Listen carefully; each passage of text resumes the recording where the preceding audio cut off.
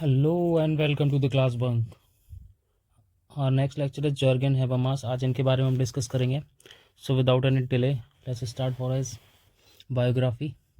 So इनका जन्म हुआ था 1929 जर्मनी में. ओके इनकी बेसिकली इनका जो प्रोफेशन था जो हम पढ़ रहे हैं बेसिकली वही है इनका प्रोफेशन.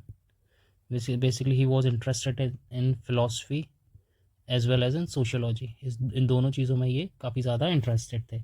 बेसिकली इनका जो ये नोन फॉर हिज जो थ्योरीज जो इन्होंने जिस पे काम करा और बाद में जो है अपने पेपर्स में लॉन्च करा वो है theory of communicative action. Theory of communicative actions पे काम करा. फिर बेसिकली जो इनकी पब्लिक स्फीयर है एक, ठीक है, इस पे इन्होंने अपने व्यूज़ दिए. देन डेलिब्रेटिव डेमोक्रेसी, ठीक है, ये इनकी बहुत तीन इंपॉर्टेंट जो हैं इसके लिए बेसिकली ये जाने जाते हैं. ठीक है, इनके बेसिकली ये तीन जो इंपॉर्टेंट कॉन्सेप्ट्स हैं. उसके बाद इनके काफ़ी सारे मेजर वर्क्स हैं जैसे structural transformation of public sphere. ठीक है, structural transformation of public sphere, ठीक है, इसके लिए भी ये जाने जाते हैं. इन्होंने ये दिया. फिर the theory of communicative actions, इसके ऊपर भी इन्होंने जो है इनका वर्क रखा. इनके बेसिकली जो की आइडिया है ना, अगर जो मैं इनके की आइडिया की मैं बात करूँ तो बेसिकली वो है कम्युनिकेशन पे. ठीक है, कम्युनिकेशन का जो है वो बेसिस लेके इन्होंने सोसाइटी को समझने की कोशिश करी है. ठीक है, और इसी सोसाइटी को इन्होंने पॉलिटिकल एंगल्स में भी देखा, जैसे कि बात करते हैं कि डेमोक्रेसी की भी बात करते हैं और साथ में एक social understanding. Okay, social understanding, तो ये क्लियर हुआ. देन बेसिकली फर्दर अगर मैं इनकी बात करूँ तो इन्फ्लुएंस एक फ्रैंकफर्ट स्कूल से इन बेसिक और क्रिटिकल थ्योरी में इनका काफ़ी ज़्यादा विश्वास था. ठीक है, ये काफ़ी इन्फ्लुएंशियल थिंकर रहे हैं अपने टाइम के और ये जो एकेडमिक्स में भी थे काफ़ी डिबेटेबल थे. ठीक है, पब्लिक डिबेट्स में भी पार्ट लेते थे. ठीक है, पब्लिक डिबेट्स में जो कि आप देख सकते हो कम्युनिकेशन का ही पार्ट है. आप बेस्ट कम्युनिकेशन होगा वो पब्लिक डिबेट में पार्टिसिपेट करता ही है. और साथ ही साथ ये अपने एकेडमिक्स में भी काफ़ी एक्टिव रहे हैं. तो ये इनकी ओवरऑल एक लाइफ की जर्नी थी. ठीक है, ठीक है, तो ये फिर अब आगे बढ़ते हैं जो इन्होंने बेसिकली जो की कॉन्सेप्ट्स दिए अपने, जैसे कि इन्होंने डिस्कस करा अपना कम्युनिकेटिव एक्शन पे, लाइव वर्ल्ड, लेवेस्ट वर्ल्ड में, news, public sphere, social action plus theory of social actions पे, मॉडर्निटी पे इन्होंने क्या बोला वो भी हम देखेंगे. Crisis in capital society, deliberative democracy. तो एक एक करके हम ये सारे कॉन्सेप्ट्स को हम देखते हैं. इनकी कुछ इंपॉर्टेंट बुक्स भी रही हैं जैसे structural transformation of public sphere. तो ये आप याद रखना इन सब चीज़ों को. अब बात करते हैं बेसिकली ये कम्युनिकेटिव एक्शंस आखिर होते क्या हैं, है ना, इसको हम समझते हैं. तो बेसिकली देखो कम्युनिकेटिव एक्शन से आप क्या समझ रहे हो. कम्युनिकेटिव एक्शंस जो हैं उससे आपको क्या किस चीज़ से वर्ड बना है communicative, communi, one second, communicative actions. ठीक है, तो बेसिकली ये किस चीज़ से बना है, कम्युनिकेशन से.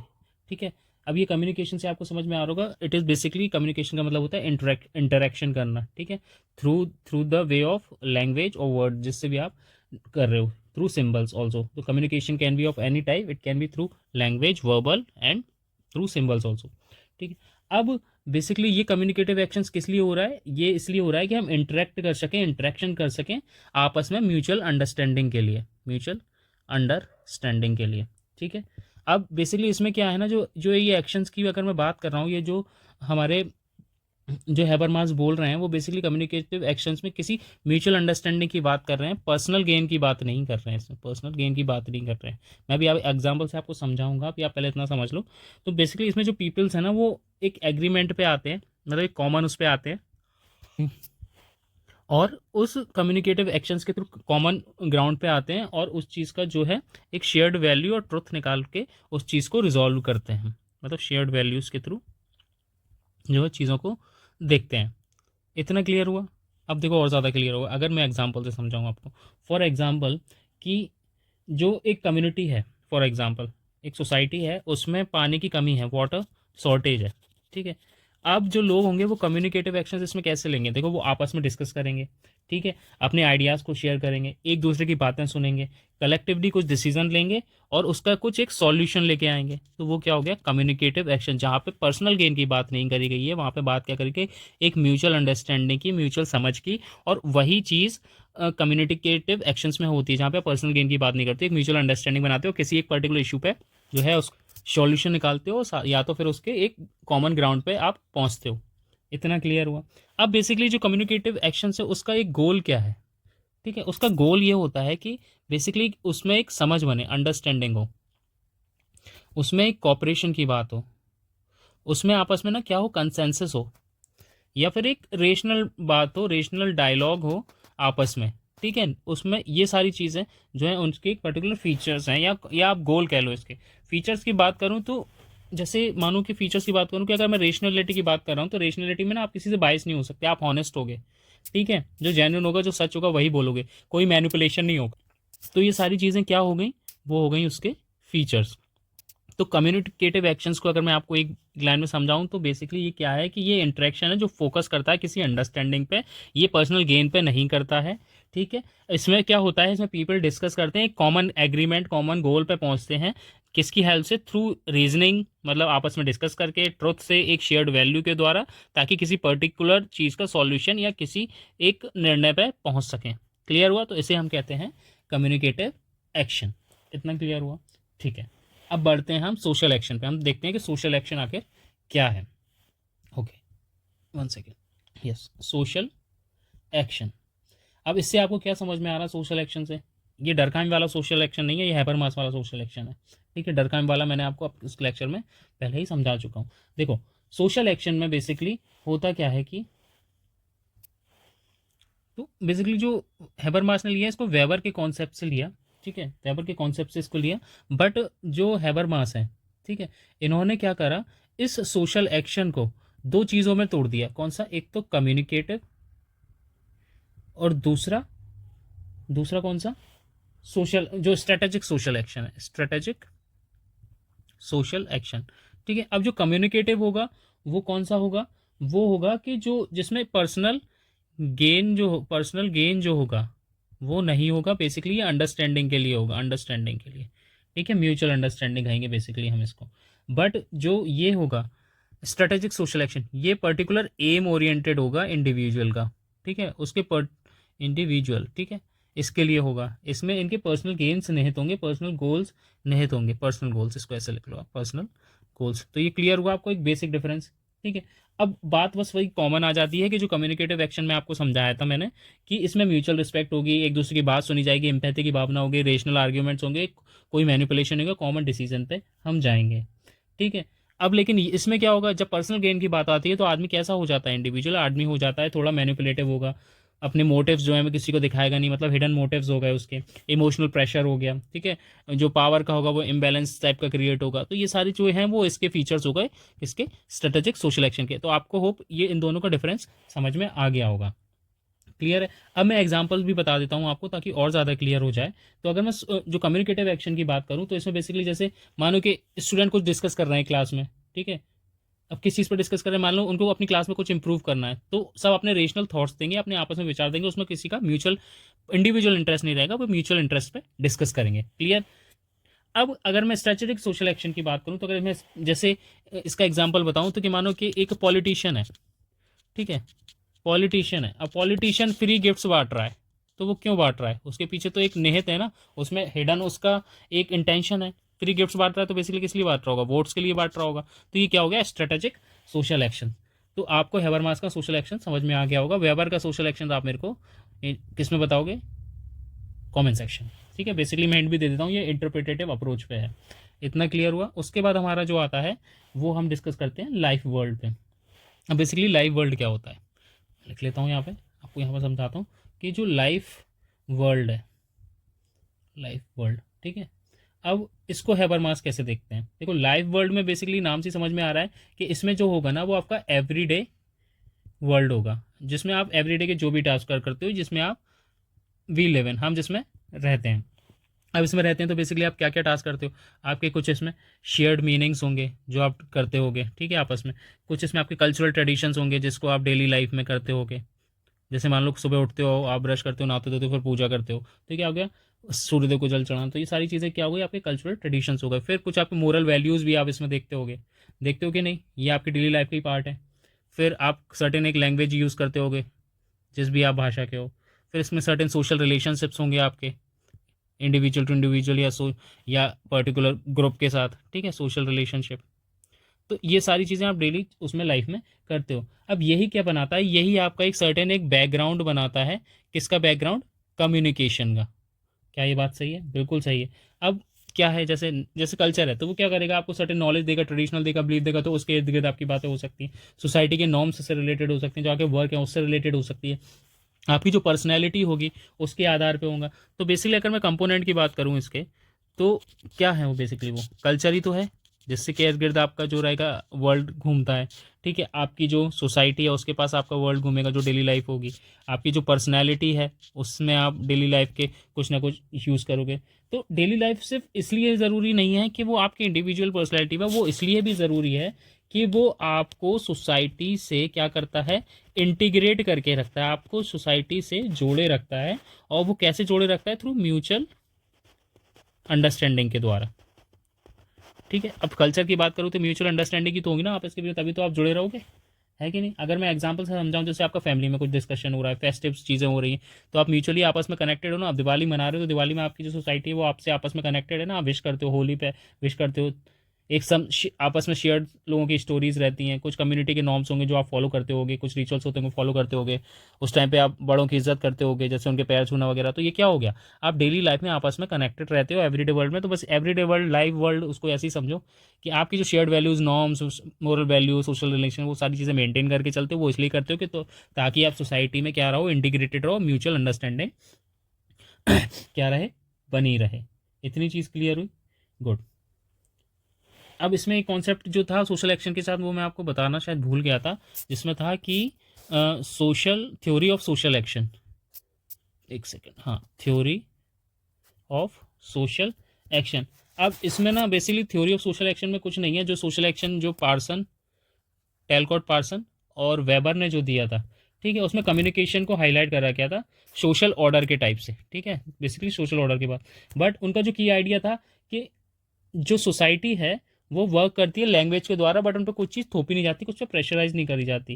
बट हैबरमास ने तीन चीज़ें इसमें क्लेम करी कम्युनिकेशन में। वो तीन चीज़ें आप बस याद रखना कि कौन कौन सी है। एक तो ट्रुथ है, वो चीज़ें रहती हैं जो सोशल एक्शन में हमने जो डिस्कस करा। ट्रुथ होना चाहिए, राइटनेस होनी चाहिए, ठीक है, मोरली मतलब करेक्ट होना चाहिए, सिंसियरिटी होनी चाहिए। ये चीज़ें करी थी TRS, ऐसे करके याद कर लेना, जो हैबरमास ने अपने इसमें दिया था, की आइडिया में था, जो कि वैलिडेट करता है, क्लेम करता है इस चीज़ को।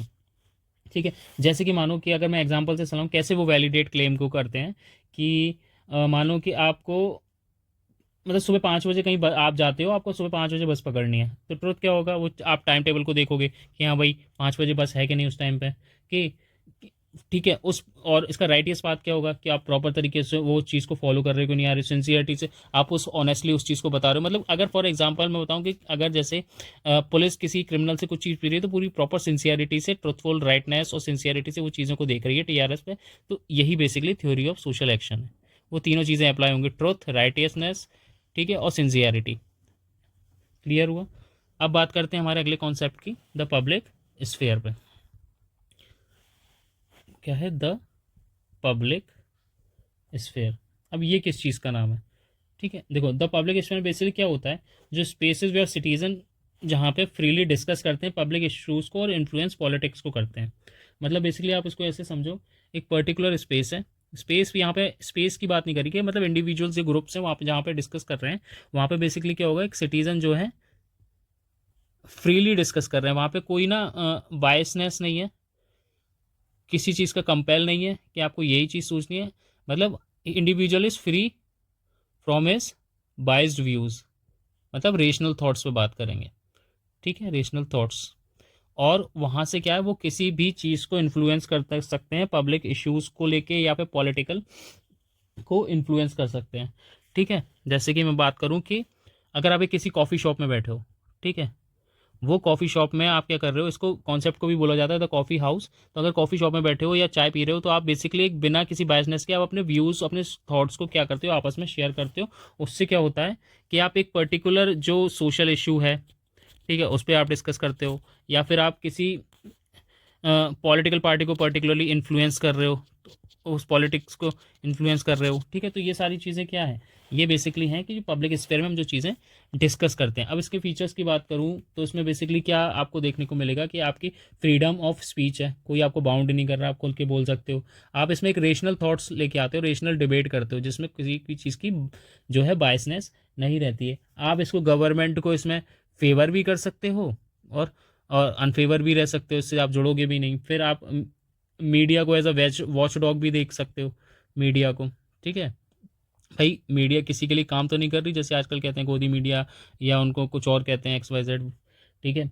फिर आप इसमें बेसिकली क्या करते हो कि इंडिविजुअल का जो पर्सपेक्टिव होगा वो रखते हो, आप किसी के बायसनेस से होकर काम नहीं करोगे। मतलब यहाँ पे क्या होगा, ओपन डिस्कशन भी होता है, फ्री फ्लो ऑफ थॉट्स होता है, विदाउट एनी इरेशनैलिटी। यहाँ पर रेशनैलिटी पूरी तरह रहेगी, ठीक है। अब इसमें जैसे बात करूँ कि मैं इसके एग्जांपल्स की बात करूं कि जैसे हम कई बार क्या होता है पब्लिक स्फेयर में, नॉर्मल जो नुक्कड़ नाटक होते हैं उसमें आप फ्रीली बायस नहीं रहते हो, प्रॉपर करते हो। दूसरा, आप टीवी डिबेट्स में जाओगे तो वहाँ पे भी आप क्या करते हो, जहाँ पे भी डिबेट्स होंगी वहाँ पे रीजनल थॉट्स को व्यूज़ दिया जाता है। फिर सोशल मीडिया पे भी आप क्या कर सकते हो, आपने प्रॉपर व्यूज़ लिख सकते हो विदाउट एनी बायसनेस और किसी से इन्फ्लुएंस हुए, ठीक है। एक और इसमें इंपॉर्टेंट इसका एग्जाम्पल जो हो जाता है RTI एक्टिविज्म। तो ये सारी चीज़ें क्या है पब्लिक स्फेयर वाली में, जहाँ पे आप सिंपल सी चीज़ें याद रखो कि फ्रीडम ऑफ स्पीच रहेगी, जहाँ पे रेशनल डिबेट कर सकते हो, ऑपरेशनल, और जो इसका जो गवर्नमेंट वगैरह है उनसे आप फेवर नहीं कर सकते हो, ठीक है। मतलब जो भी कुल मिला के चीज़ें ये हैं कि आप रेशनल थॉट्स रखोगे और अपने व्यूज़ जो है उसमें रखोगे। क्लियर हुआ, उसे कहते हैं पब्लिक स्फेयर। अब नेक्स्ट आता है हमारा concept crisis in capitalist society. Crisis in capitalistic society. अब बेसिकली ये क्या चीज़ है, बेसिकली इसमें ये है कि जो हैबरमास है ना, उन्होंने क्या करा, उन्होंने जो कार्ल मार्क्स उनके जो 4 टाइप्स ऑफ क्राइसिस हैं उसको इन्होंने आगे आके एक्सपेंड करा है। बस सिंपल सी बात है, कार्ल मार्क्स के 4 जो उनकी थ्योरी थी, कार्ल मार्क्स की थ्योरी थी, उनको इन्होंने 4 टाइप्स के क्राइसिस में डाला है। तो कौन से 4 टाइप के हैं वो हम देख लेते हैं। तो पहला हो गया हमारा इकोनॉमिक क्राइसिस, दूसरा हो गया हमारा रेशनैलिटी क्राइसिस, तीसरा हो गया हमारा लेजिटिमेसी क्राइसिस, वैधता वाली क्राइसिस, और चौथा हो गया हमारा मोटिवेशन क्राइसिस। जल्दी से देख लेते हैं क्या क्या है। देखो इकोनॉमिक क्राइसिस में क्या होगा कि जो फेलियर ऑफ मार्केट हो जाएगा। जैसे इकोनॉमिक क्राइसिस कैसे हो गई भाई, मार्केट जो है वो क्या हो गया, गिर गया या फेल हो गया, तो उसमें क्या होगा, अनएम्प्लॉयमेंट आएगा, इसी से क्राइसिस बढ़ेगी ना। इन्फ्लेशन हो गई और ज़्यादा इनइक्वालिटी डेवलप हो गई, तो इससे क्या हो गया, इकोनॉमिक क्राइसिस हो गया।